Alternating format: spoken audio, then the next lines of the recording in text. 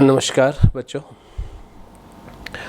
आप सब जानते हैं कि भविष्य में उत्तर प्रदेश जुडिशल सर्विस के लिए वैकेंसीज आने वाली हैं। आप सब उसकी तैयारी में जुटे होंगे। हम आपको एक बार सिलेबस रिपीट कर देते हैं पीसीएसजे का। प्री क्वालिफाई करने के लिए आपको 2 पेपर क्लियर करने हैं। पहला जनरल नॉलेज जो 150 मार्क्स का आएगा और दूसरा लॉ। जनरल नॉलेज का पेपर तैयार करने के लिए,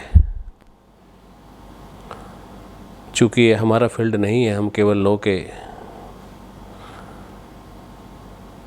बारे में थोड़ी बहुत जानकारी देते हैं आपको, लेकिन फिर भी जीके के लिए आप करंट अफेयर्स की तैयारी रखें।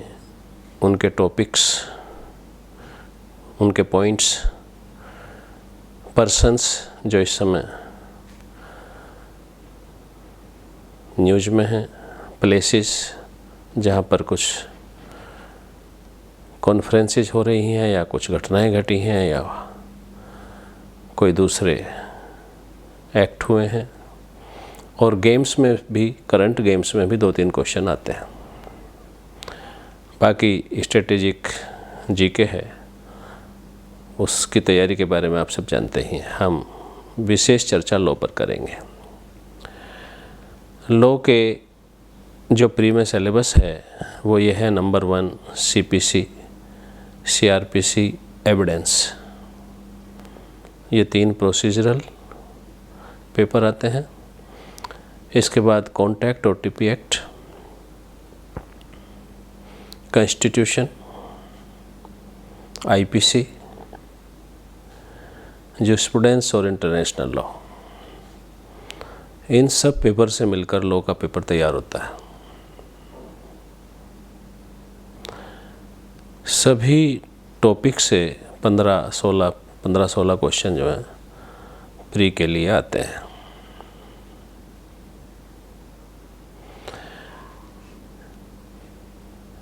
इसको क्वालिफाई करने के बाद फिर आपको मेंस में अपीयर होना है। मेंस में जो सब्सटेंटिव लॉ का पेपर है वो सबसे लेंथी है, क्योंकि इसमें बहुत एक्ट हैं।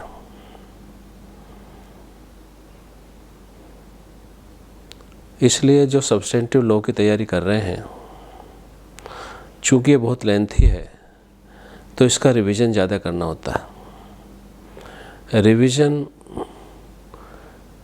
जब आप करें तो राइटिंग करते हुए करें हमेशा। सपोज आप कॉन्ट्रैक्ट एक्ट का रिवीजन कर रहे हैं तो कॉन्ट्रैक्ट एक्ट की किताब अपने पास रखें, एक कॉपी अपने पास रखें, और आप शुरुआत करें कि आप पहला क्वेश्चन लिख रहे हैं कि व्हाट इज़ कॉन्ट्रैक्ट। तो आप पहले अपने मन में दोहराएं कि हम इसके बारे में बगैर किताब खोले कितना जानते हैं। तो आपको याद आएगा कि सबसे पहले आपको कॉन्ट्रैक्ट की डेफिनेशन उसमें मिलेगी कि contract is an agreement which is enforceable by law. इस सेंटेंस को आप सबसे पहले लिखें। ये डेफिनेशन सेक्शन 2 में मौजूद है, उसके सब क्लाउज लिखें। और उसके बाद second portion enforceable by law होना चाहिए कॉन्ट्रैक्ट को। तो आपको याद आएगा कि सेक्शन 10 में 4 व्यवस्थाएं हैं जब कोई कॉन्ट्रैक्ट एनफोर्सेबल बाय लॉ होता है। आप रिपीट करें अपने मन में, देखें कहाँ तक पहुँचते हैं। कंसिडरेशन आपको सबसे पहले याद आ जाएगा, कंसिडरेशन होना चाहिए। कॉम्पिटेंसी ऑफ पार्टीज भी याद आ जाएगा, मेजर होना चाहिए, साउंड माइंड होना चाहिए, और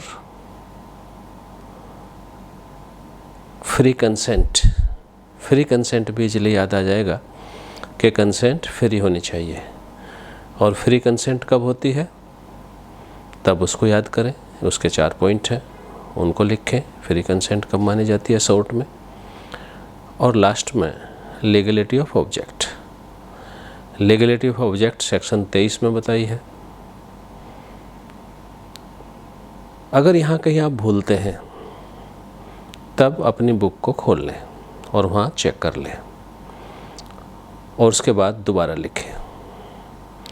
इस तरह से लिखने से आपकी रिवीजन इजी हो जाएगा, प्लस जो आपकी राइटिंग कैपेसिटी है एग्ज़ाम में वो बढ़ जाएगी, और आपको अपना आंसर देने का जो टाइम सेट करना है उसकी प्रैक्टिस हो जाएगी।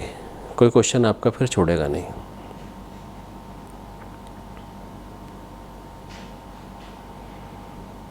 इस तरह से फर्स्ट पेपर की तैयारी करें।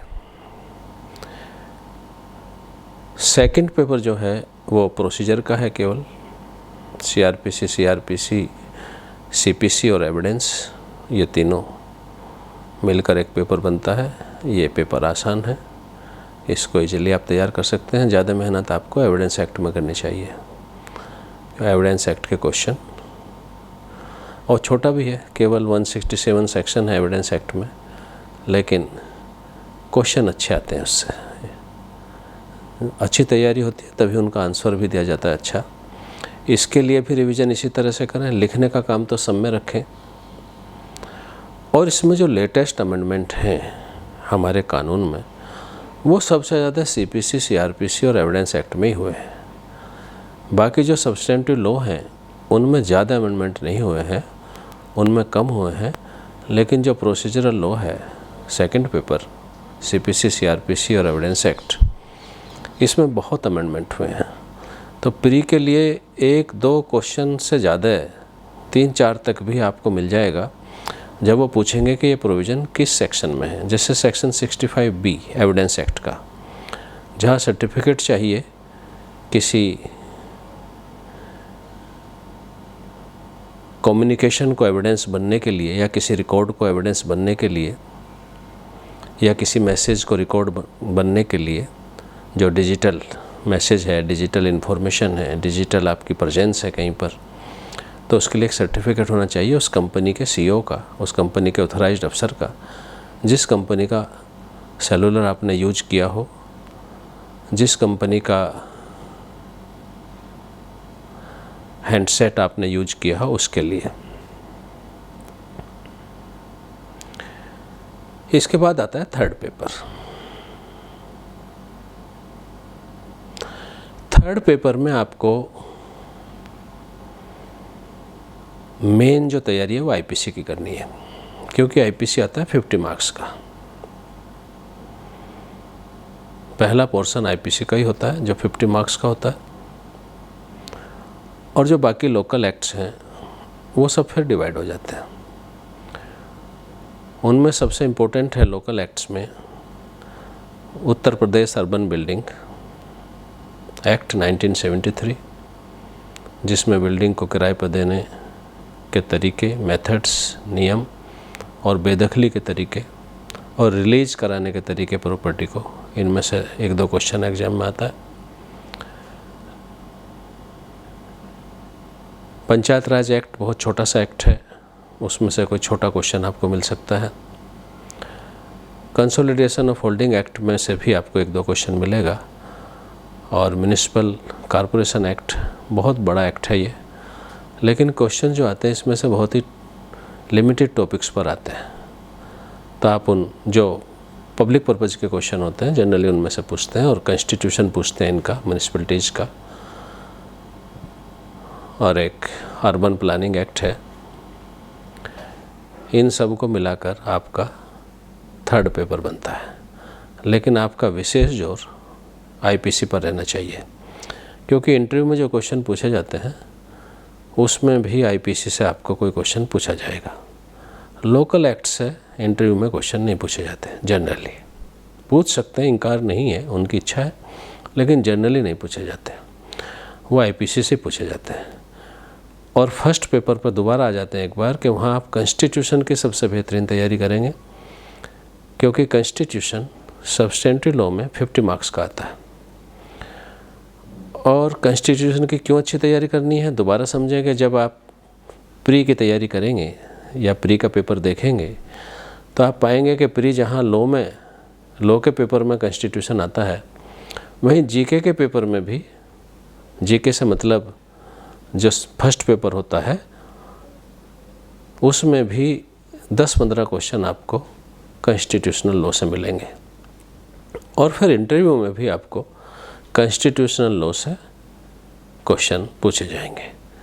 इस तरह से कॉन्स्टिट्यूशन और इंडियन पेनल कोड ये दो मिलाकर ही आपके 100 मार्क्स के हो जाते हैं। इन दोनों पर अपना फोकस करें। उसके बाद सीपीसी, सीआरपीसी और एविडेंस एक्ट, ये तीनों मिलाकर भी आपका पूरा पेपर बनाते हैं 200 मार्क्स का।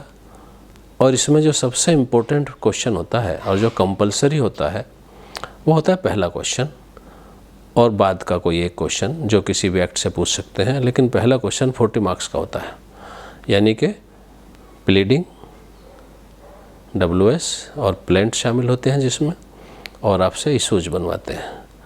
और प्लेंट में आपसे रिलीफ मांगने के लिए, अपने क्लाइंट के लिए रिलीफ मांगने के लिए लिखते हैं कि क्या क्या रिलीफ आप अपने क्लाइंट के लिए मांग सकते हैं इन द गिवन सर्कमस्टांसेस, जो पेपर में लिखी होगी, फैक्ट्स पेपर में लिखे होंगे, और उसके आधार पर फिर रिलीफ मांगने के लिए भी आपसे कहेंगे कि आप प्लेंट ड्राफ्ट करिए, रिलीफ मांगे, क्या क्या रिलीफ मांग सकते हैं। और आपने रिलीफ छोड़ दी तो देखिए आपने अपने क्लाइंट का नुकसान कर दिया। इसलिए रिलीफ कितनी मांगी जा सकती है उस फैक्ट में, उसकी स्टडी के बाद आपको लिखना है। ये क्या तरीके होंगे, कैसे होंगे, भविष्य में हम आपको समझाएंगे। अब ये एग्ज़ाम होने तक हम प्रयास करेंगे कि आपको हर दिन नहीं तो तीसरे दिन एक छोटा सा मैसेज, छोटा सा टॉपिक आपको मिले और आप उसकी गहनता से सुने और बुक लेकर फिर उसको डिटेल तैयारी करें उस टॉपिक पर।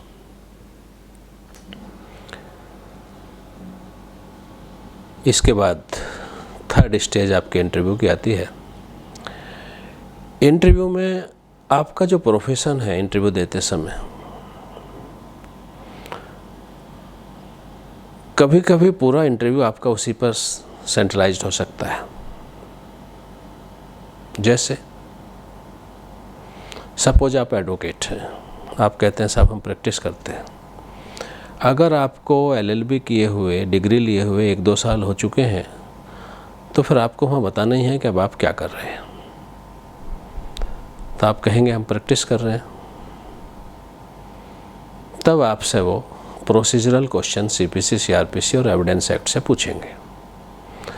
तब आपकी तैयारी प्रोसीजर लॉ की बेहतरीन होनी चाहिए। सपोज आप स्टूडेंट हैं, अभी LLM कर रहे हैं, PhD कर रहे हैं या कोई और कोर्स कर रहे हैं, लेकिन स्टूडेंट हैं, या आपको LLB किए हुए कुछ ही समय हुआ है, आप कह सकते हैं साहब अभी तो तैयारी कर रहे हैं हम। तब आपसे वो एकेडमिक क्वेश्चन पूछेंगे, प्रोसीजरल क्वेश्चन बहुत कम पूछेंगे। आगे बढ़ते हैं कि अगर आप कहते हैं कि हम LLM कर रहे हैं या PhD कर रहे हैं, तब आप से जो क्वेश्चन की वेलोसिटी है, गंभीरता है, वो बढ़ जाएगी। फिर आपसे जूरिस्प्रूडेंस और लॉ के डॉक्ट्रिन्स, प्रिंसिपल्स, उन पर क्वेश्चन पूछे जाएंगे। इंटरव्यू में वैसे तो बहुत सारे सीनियर्स ने, आपके वरिष्ठ ने, आपके पेरेंट्स ने बताया होगा कि इंटरव्यू में आपको अपना कंडक्ट, अपना बिहेवियर, आप अपनी दृढ़ता जिसको हम बोलते हैं, कॉन्फिडेंस, वो शो करनी होती है। इससे आगे बढ़कर हम ये बताते हैं कि आप वहाँ केवल सच बोलिए, सच और केवल सच। बाकी सब चीज़ें अपनी जगह है, लेकिन ट्रुथनेस ये अपनी जगह है। आपसे अगर क्वेश्चन उन्होंने पूछता है कि आप बताइए रेमंड्स वर्सेस फ्लेचर का केस कौन से डॉक्ट्रिन को डील करता है, आपके अगर याद है कि ये स्ट्रिक्ट लायबिलिटी को डील करता है तो आप तुरंत बताएं। और आपको याद नहीं है तो आप एक्सक्यूज कर सकते हैं, सॉरी इस समय याद नहीं आ रहा है। ये प्रयास न करें कि सर्च करें आप या एक चांस लें कि ठीक भी हो सकता है और नहीं भी हो सकता है। नहीं, कोई चांस नहीं।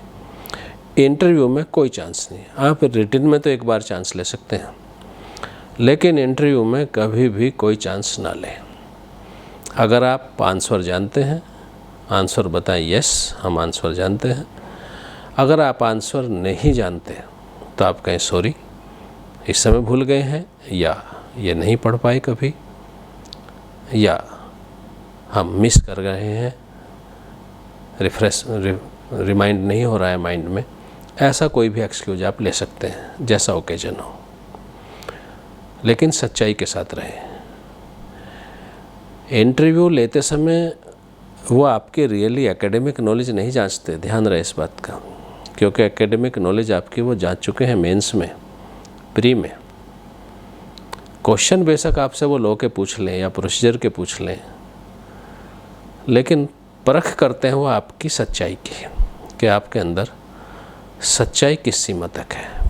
प्रोसीजर कोई अडॉप्ट कर रहे हैं आप तो वो भी एक सच्चाई का पार्ट है। अगर कंप्लेंट खारिज हुई है सेक्शन 247 सीआरपीसी के प्रोविज़न आपको रियल में याद है कि नहीं है, वो इससे परख सकते हैं। जब पूछेंगे कि कंप्लेंट खारिज हुई है एब्सेंस में कंप्लेनेंट की, तो बताइए क्या वो रेस्टोर हो जाएगी या दूसरी कंप्लेंट फाइल करनी पड़ेगी। तो अगर आपको ये आइडिया है कि ये समन केस को डील करते हैं 247, आपको ये आइडिया है कि कंप्लेनेंट उसको गैर हाजिर हो और ऑफेंस कंपाउंडेबल हो, ऑफेंस कंपाउंडेबल हो और नॉन बेलेबल, वो एक और है कंपाउंडेबल हो, ऑफेंस कंपाउंडेबल होना चाहिए, तब आप उसको खारिज कर सकते हैं। अदरवाइज समन केसेस में कंप्लेनेंट की गैरहाजिरी में उस दिन कंप्लेंट खारिज नहीं होगा। हाँ, वारंट ट्रायल में हो सकता है। अगर कंप्लेनेंट गैरहाजिर है तब वारंट ट्रायल में कंप्लेंट खारिज हो जाएगा, लेकिन समन केसेस का ट्रायल अगर चल रहा है कंप्लेंट केस का,